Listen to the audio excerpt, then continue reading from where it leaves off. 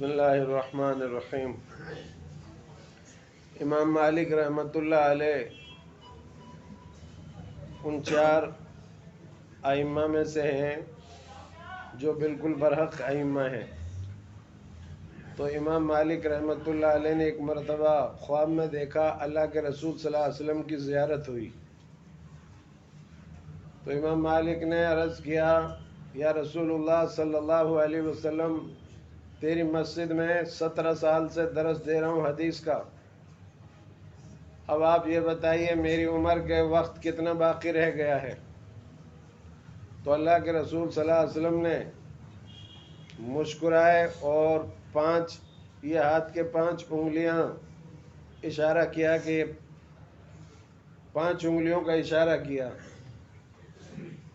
امام مالک رحمۃ اللہ علیہ صبح کو بہت پریشان ہوئے کہ اللہ کے رسول صلی اللہ علیہ وسلم کی زیارت ہوئی، میں نے پوچھا کہ میں نے 17 سال تک آپ کے ہاں مسجد میں درس دیا ہے حدیث کا، اب یہ بتائیے کہ میری عمر کے کتنے دن باقی رہ گئے؟ اللہ کے رسول صلی اللہ علیہ وسلم مسکرا دیے اور انگلی کے اشارے سے 5 انگلی اٹھائی۔ اب آیا یہ 5 سال ہے یا 5 مہینے ہیں یا 5 دن ہیں؟ امام مالک رحمۃ اللہ علیہ بہت پریشان ہوئے۔ تو اس وقت ایک خواب کی تعبیر دینے والے تھے، ان کا نام تھا علامہ ابن سیرین رحمۃ اللہ علیہ۔ جیسے یوسف علیہ السلام کو خواب کی تعبیروں کا اللہ نے علم دیا تھا، اسی طرح علامہ ابن سیرین کو خواب کا تعبیر کا علم دیا تھا۔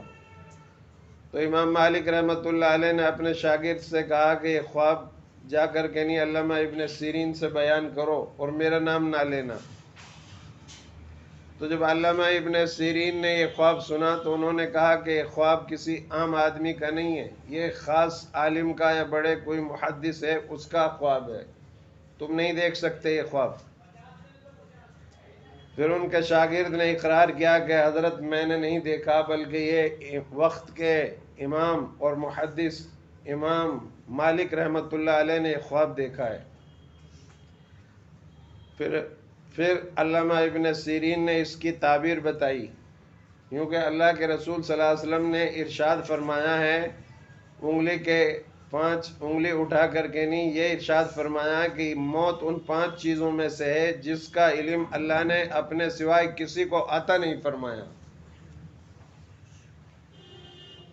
قرآن مجید میں سورہ لقمان آپ پڑھیں گے تو آخر میں اللہ نے 5 چیزوں کا ذکر کیا ہے۔ ایک تو یہ ہے کہ موت کب آئے گی کسی کو کوئی علم نہیں۔ کئی بار ایسا دیکھا گیا ہے کہ آدمی کو یہ سمجھتے ہیں بس اب تو یہ جا چکا، لیکن اللہ نے اس کے اندر جان ڈال دی اور وہ صحیح ہو گئے۔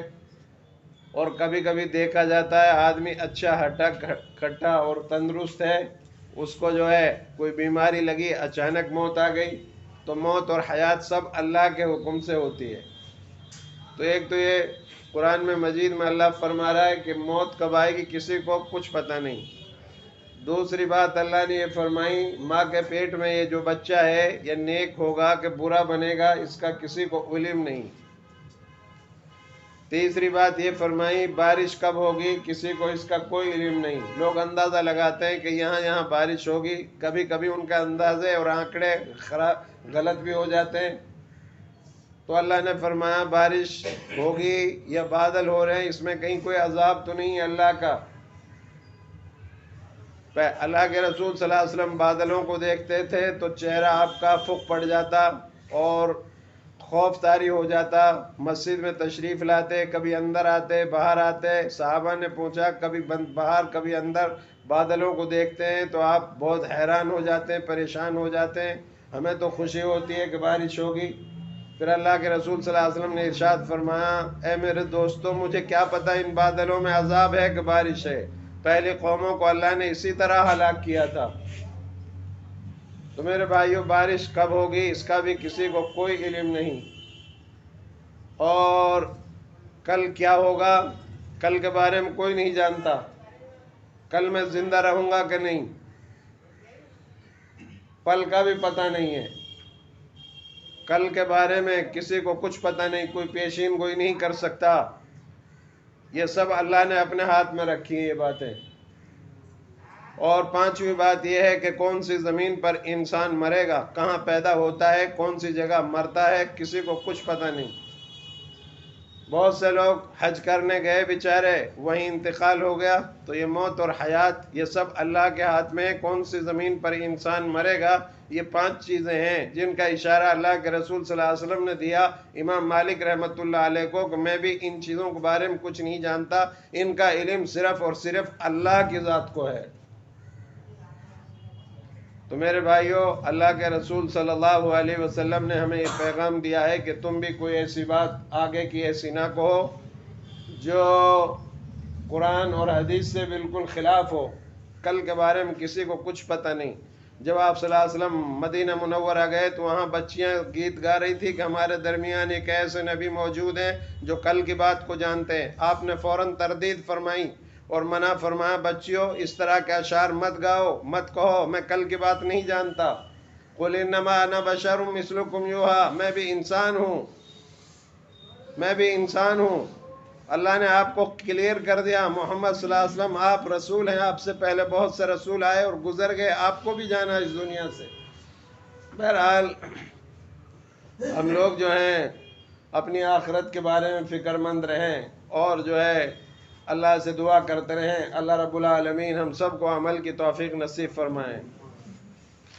اے اللہ ہمارے گناہوں کو معاف کر دے۔ یا اللہ جو ہم میں سے بیمار ہیں ان کو صحت عطا فرما، ہماری پریشانیوں کو دور فرما، ہماری ضرورتوں کو پورا فرما۔ جو لوگ بیٹھے ہوئے ہیں ان سب کی اللہ مغفرت فرما۔ اے اللہ ہم سے وہ عمل کرا جس سے تو راضی ہو، ان عملوں سے بچا جن سے تو ناراض ہو۔ نفس اور شیطان کے شر سے یا اللہ ہماری حفاظت فرما۔ اے اللہ سارے عالم میں امن قائم فرما، حق کو غالب فرما، باطل کو مغلوب فرما۔ ہماری ضرورتوں کو اللہ پورا فرما، ہماری مشکلات کو آسان فرما۔ یا اللہ ایمان پر زندہ رکھنا اور ایمان پر ہمارا خاتمہ فرما دینا۔ سبحان ربک رب العزت عما یصفون۔